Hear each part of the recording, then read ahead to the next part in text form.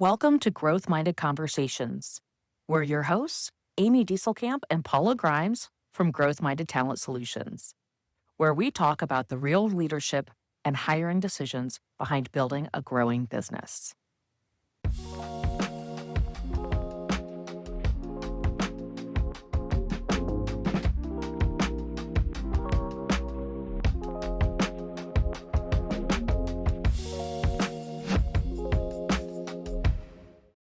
Welcome, everybody, to Growth Minded Conversations today. I'm Paula Grimes, and Alyssa Kopp is my business partner. Welcome, Alyssa. Hi, Paula. Hi. Today, we're going to talk a little bit about personality types and how we lead certain personality types. And I am going to refer to the DISC assessment, DISC, which is put together by the Abelson Group. And the reason I'm using this DISC assessment is it is a very simple assessment to use to see different communication styles and different ways that we operate in the world. So I'm going to start with an analogy of the different personality types before we dive in. So a D, I, S, and C are all walking down the hallway to the elevators. The D is out front leading the way. The I, the S, or C are following behind, and the I is sharing with everybody their wonderful weekend that they had.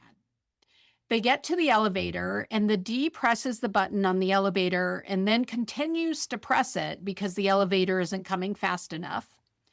The elevator arrives, the doors open, and the S steps off to the side to make sure there's enough room on the elevator for everybody.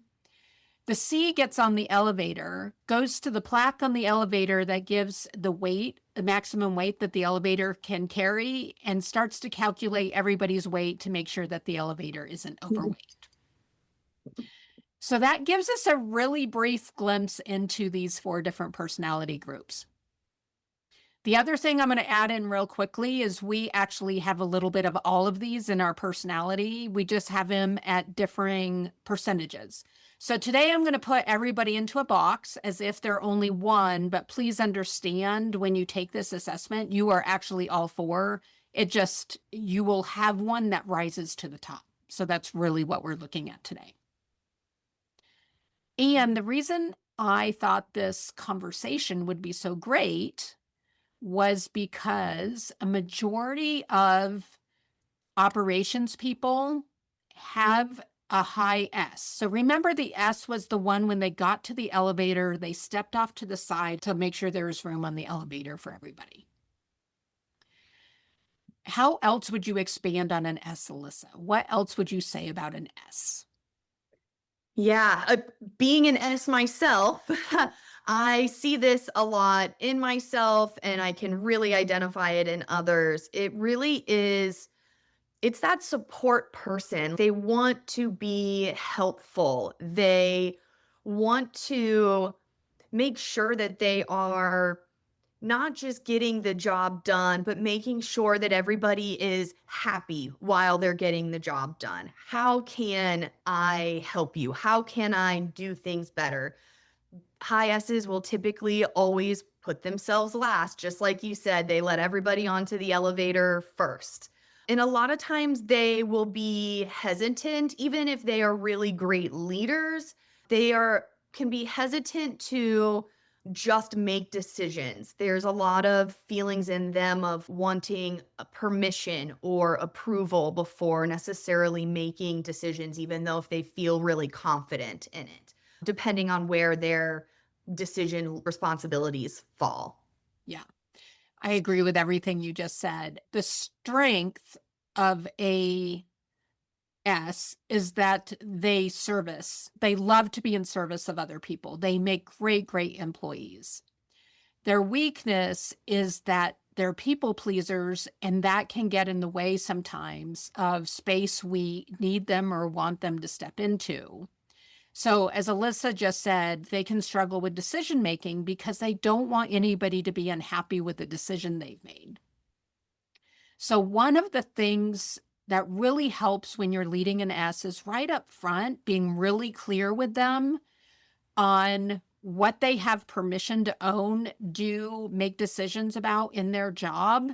They need to know you have their back. And then what you would want them to come to you and ask for permission.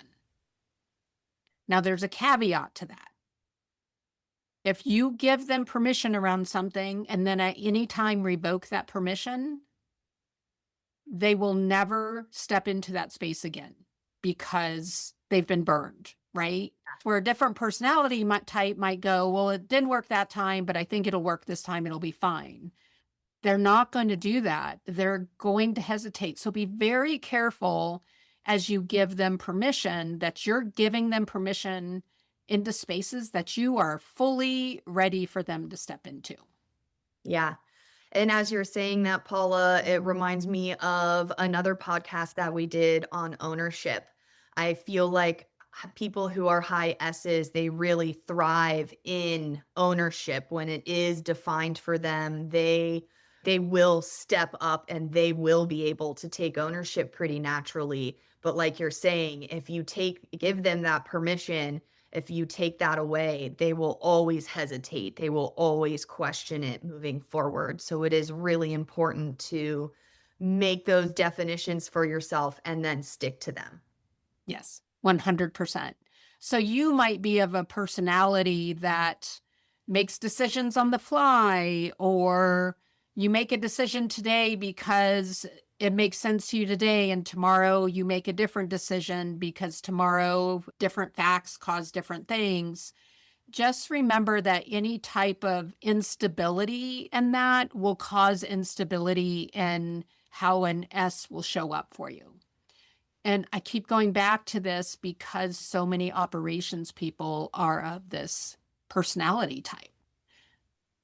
Yeah, absolutely. I think there are so many people in operations for that exact reason because of their personality type. They aren't the ones that are saying, oh, I want to own my own business. And that's the first thing that they go to, right? They're thinking, I want to help someone grow their business and I'm organized. I want to be on the operations side of things, right? I'm good at keeping people on track Yes. and being kind of like that right hand or that lieutenant, right? They're not the captain, but they're the lieutenant that's helping the team stay on track. Yeah. And they do care about the quality of work, right? These aren't people who are coming in and are going to throw things together. They do care about the quality of work. It's just, it can be a little bit tricky if you are a fast moving person and you don't need that stability in your world because you're going to plow through it no matter what, right? These are not those people. Yeah. You make a good point, Paul. It makes me think too, high S's tend, like you said, they tend to be people pleasers. So there may also be times where they say yes, yes, yes, yes, yes, and then realize, oh, I can't do it all at once. Or they don't set the boundaries that they maybe need to set to show up the way they want to show up on a consistent basis. So it's definitely something to think about as you are working with a high S. Are the boundaries set, or are they just constantly telling you yes and they're potentially leading to burnout because they haven't put themselves first? Yes, that's a really great point. They have trouble saying no. A lot of them. A lot of them, as they get older, they get better at it. They also have trouble setting boundaries sometimes, so they may need some help setting boundaries. Yeah. And I know from my personal experience, that was me, right? It was something that I didn't recognize in myself until the boundary was crossed or until I said yes too many times and then was sick, right? Because I just worked, and then worked myself into the ground.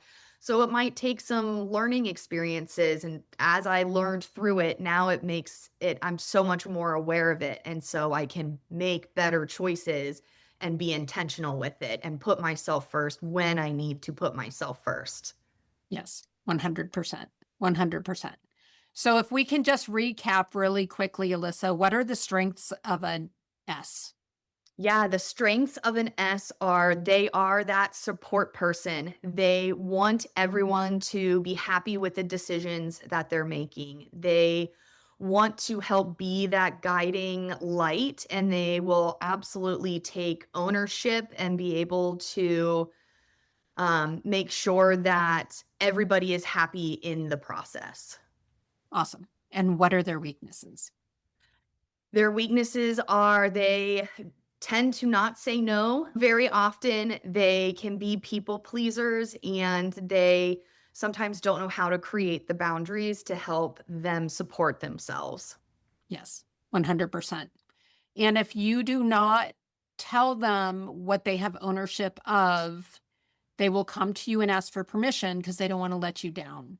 Yes. So if you listen to the ownership conversation podcast, you will hear how to have those conversations. Those conversations are really important because once they're clear on it and they know you have your back and they truly own it, they will go for it. They will do all the things that you've asked them to do. Yeah, they will appreciate the conversation. And just like you said, once you take permission back from them, they'll never go back to that, right? But once you talk to them about ownership, you'll probably never have to talk about ownership with them again. Yes. Yeah. Awesome. What is one thing that we haven't talked about that you would like everybody to know about your personality type? I think what you hit at the very beginning, Paula, is not putting yourself in a box. Go and take the assessment. Have your friends take the assessment. Have your family take the assessment. It's really fun to get to know the people around you, but know that you are not just one personality type. You can and will show up in different ways. The one that you're most your highest is probably where you are when you're feeling your most comfortable and confident. That's how you tend to show up. But don't put yourself in the box. You can absolutely learn to be and utilize each of the different personality types. That's awesome. Awesome advice. Thank you, Alyssa, for your time today. And Yeah, we'll see you thanks for guys having me. all on the next Growth Minded podcast. All right, Growth Minded leaders, that's a wrap on today's episode. We hope this sparked some fresh ideas and fueled your drive to build, lead, and grow with purpose. And if something we shared helped shift your perspective, we'd love for you to leave a review. It helps us reach more business builders just like you. Better yet, share this with someone on your team or in your inner circle who's ready to level up their leadership game. Until next time, keep leading boldly, hiring wisely, and training with intention.